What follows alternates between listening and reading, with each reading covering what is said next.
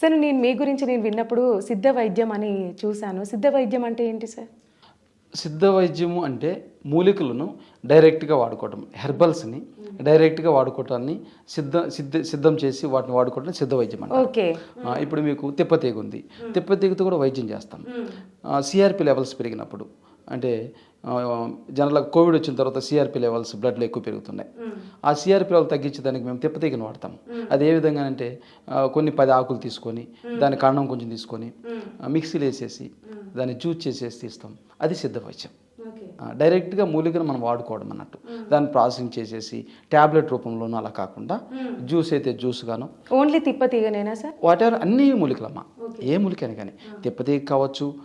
అదేవిధంగా మీరు బొప్పాయి ఉంది, బొప్పాయి ఆకులు ఉన్నాయి.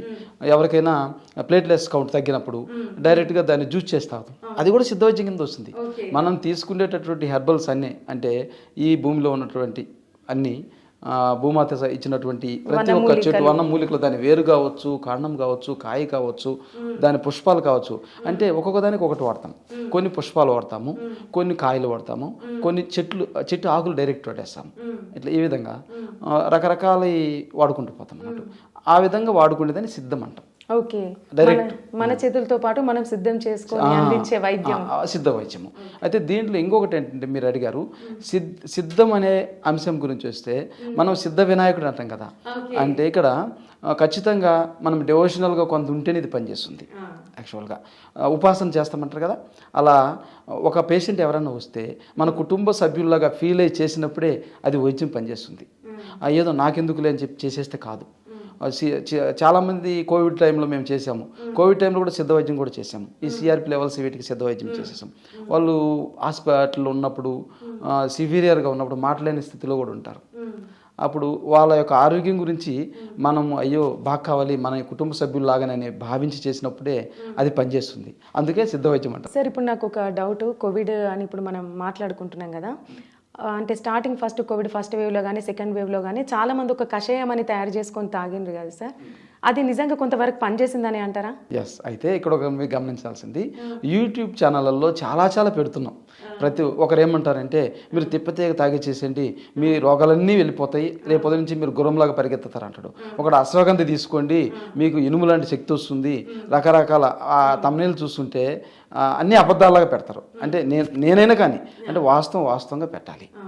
మీరు అడిగినందుకు ఆ కషాయం వాడమన్నారు, కానీ ఎవరో చెప్పారని చెప్పేసి అందరూ వాడేసేసారు.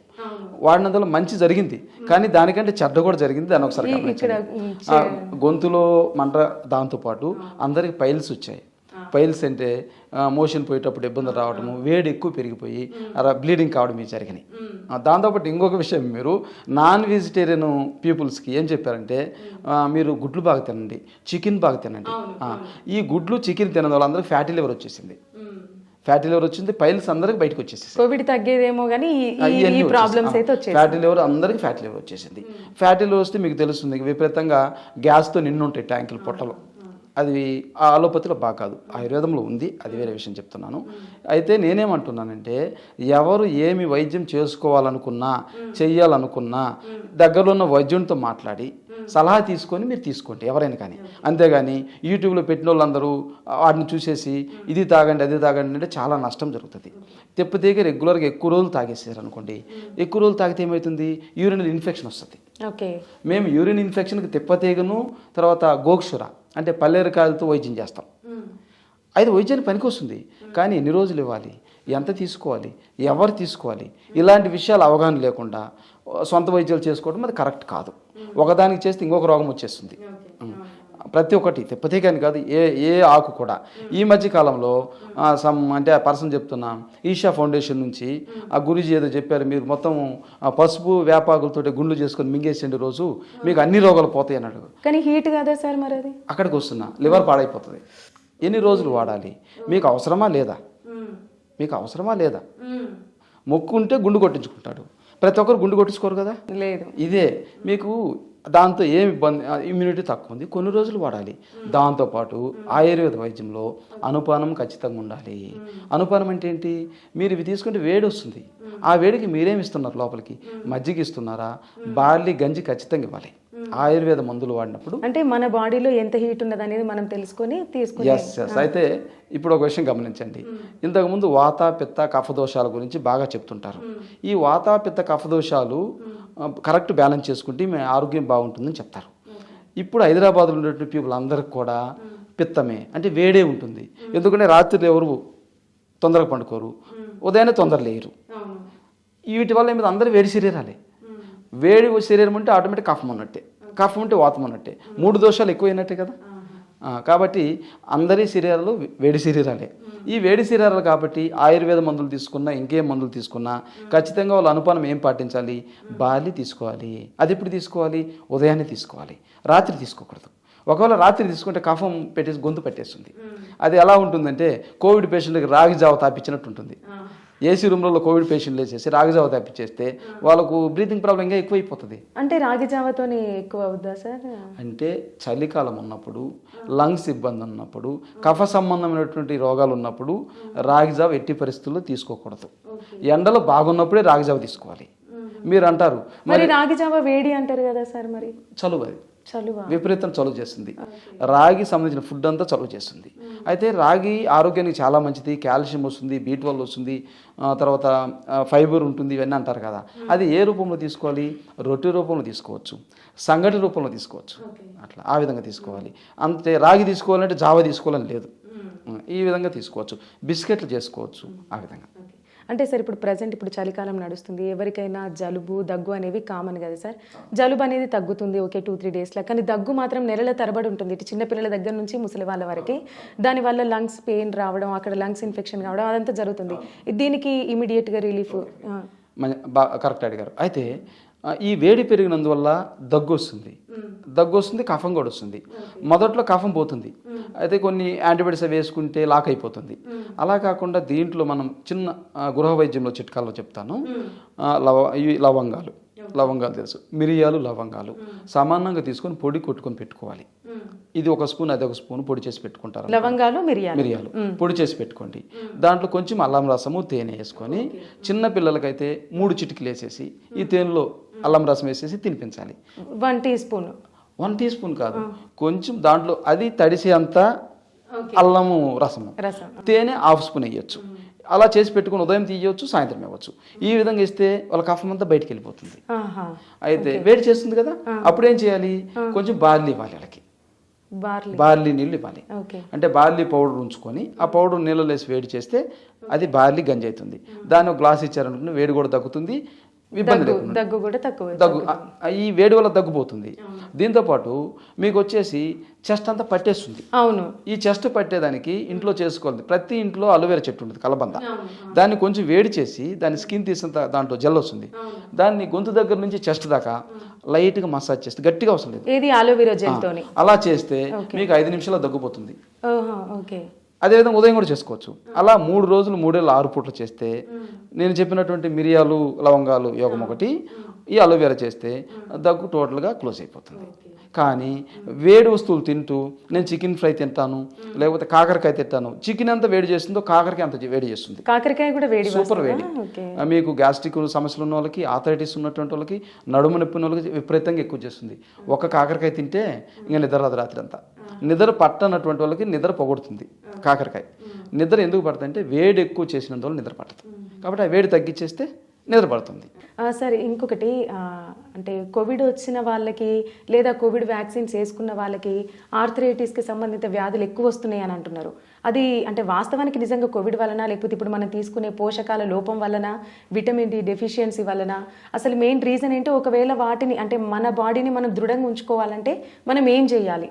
మన బాడీని మనం దృఢంగా ఉంచుకోవాలంటే రాత్రి కొంతవరకైనా 10:30కైనా పండుకోవాల్సిన అవసరం ఉంది. మెయిన్ నిద్ర. మేము రాత్రి అంతా పండుకోము, మేము కాజు బిర్యానీ తింటామంటే కుదరదు. ఇంత రాగి ముద్ద తిన్నా, ఇంత జొన్న జావ తాగినా కానీ రాత్రి మేలుకుంటే సగం రోగాలు పోతాయి. ఇక్కడ రాత్రి అంతా మేలుకుంటేటోడికి ఈ భూమి మీద ఔషధం లేనే లేదు, ట్రీట్మెంట్ లేనే లేదు. మేము అదే చెప్తాం ఎవరన్నా ఫోన్ చేస్తే, సార్ నాకు కుదరదండి రాత్రి అంతా మేలుకోవాలంటే, సరే థ్యాంక్స్ అండి మాకు దగ్గర రావద్దని చెప్తాం. First point. ఎవరో చెప్తారు మీరు ఏమైనా చేసేసుకోండి, మా ప్రోడక్ట్ తీసుకొని మీరు వాడుకోండి, మాకు డబ్బులు వచ్చే చాలని అంటుంటారు చాలామంది. అలా కాదు, ఎవరైతే రాత్రులు నిద్రపోరో వాళ్ళకి ఏ మెడిసిన్స్ పనిచేయవు. ఖచ్చితంగా రాత్రులు పండుకోవాలి. ఉదయాన్నే తొందర లేయాలి.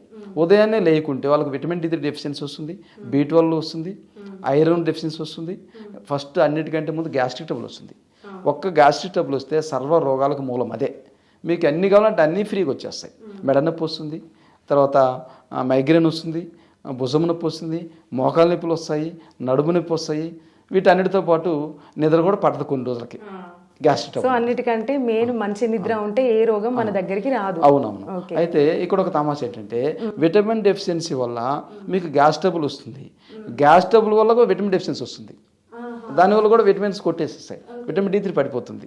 అట్లా కొంతమంది అంటారు మేము ఎండలో తిరుగుతున్నాం కదా మాకు D3 బాగుంటుంది కదా. అవును ఎస్, కానీ మీరు కాల్షియం సంబంధించిన ఫుడ్ నువ్వులు కానీ రాగి కానీ ఇలాంటి న్యాచురల్ ఫుడ్స్ ఏం తీసుకోకుండా ఎండలో రోజంతా నిలబడగానే ఉపయోగం లేదు. వీటితో కాల్షియం ఖచ్చితంగా తీసుకోవాలి. దాంతోపాటు మన నూనెలు కూడా, ఎడిబుల్ ఆయిల్స్ కూడా, వంట నూనెలు కూడా ఇప్పుడు ఈ రిఫైన్డ్ ఆయిల్స్ అన్ని వాడకూడదని అంటే మేమైతే అవి వాడము, చెప్తున్నాను. అది చాలా ప్రమాదకరము.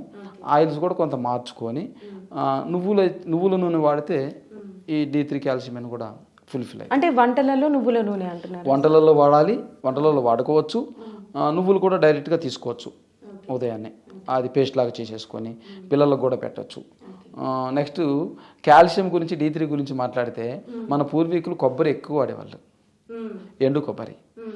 ఎవరైతే ఎండు కొబ్బరి వాడతారో, అంటే యూత్ గురించి మాట్లాడుతున్నాను, కొత్తగా పెళ్ళిళ్ళు చేసుకుంటే వీళ్ళు విడాకులు జరగవు. కొబ్బరి, ఎండు కొబ్బరికి విడాకులకి అంతే సంబంధం.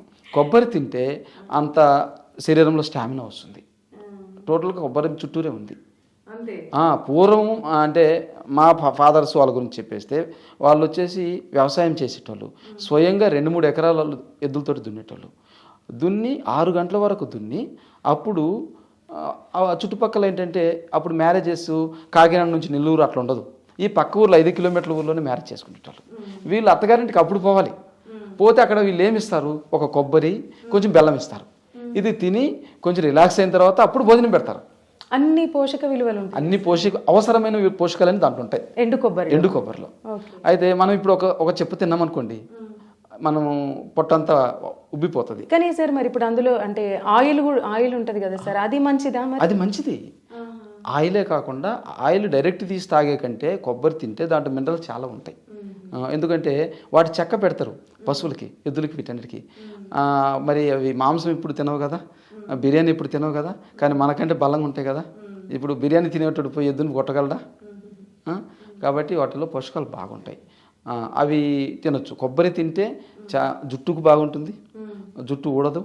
అదేవిధంగా బోన్స్ మీరు అన్నట్టు పచ్చి కొబ్బరి ఓన్లీ ఎండు కొబ్బరి తింటే జుట్టు ఆరోగ్యంగా ఉంటుంది, మనం హెల్దీగా ఉంటాం. కొబ్బరితో పాటు బెల్లం కూడా తీసుకోవాలి, కుటుంబం కూడా కరెక్ట్ ఉంటుంది, గొడవ లేకుండా. సో సంసారం కరెక్ట్ ఉండాలంటే కొబ్బరి చెప్పుకు ముందు పూజ చేయాలి. ఓకే, దాన్ని వదిలేసేసి ఈ విధంగా మొత్తం ఇంకా చెప్పలేని ఇబ్బందులు, ఎందుకంటే అవన్నీ మనం డిస్కస్ చేసుకోకూడదు. కాబట్టి టోటల్ కాల్షియం ఫుడ్ లేకుండా పోయింది. ఏం తింటున్నారు? 2 ఇడ్లీలు తింటున్నాం కదా, లేదా 4 ఇడ్లీ తింటారు. ఇడ్లీలో ఏముంది? అదే తెల్ల బియ్యం ఉంది దాంట్లో. కానీ మినపప్పు బలం అంటారు కదా సార్. మినపప్పు బలమే, కానీ ఓన్లీ మినపప్పు కాదు కదా, అందులో మన ఇంట్లో వేసుకుంటే కొంచెం మినపప్పు ఎక్కువ వేసుకుంటాము. కానీ మనం బయటకు వెళ్ళామనుకోండి, ఆడు మినపప్పు ఎందుకు వేస్తాడు? కొంచెం చూపిస్తాడు వాసన, మొత్తం బియ్యం వేసేస్తాడు. ఎందుకంటే మా సర్కారు వాళ్ళు బియ్యం ఇస్తారు కదా, ఆ బియ్యం ఇంకా వైట్గా చేసేసి దాంతో తెల్ల దోశలు, తెల్ల ఇడ్లీలు, ప్యూర్ వైట్ మల్లెపూలు లాగా అవి తినేసేస్తే రోగం వద్దనగానే మనకు వచ్చేస్తుంది.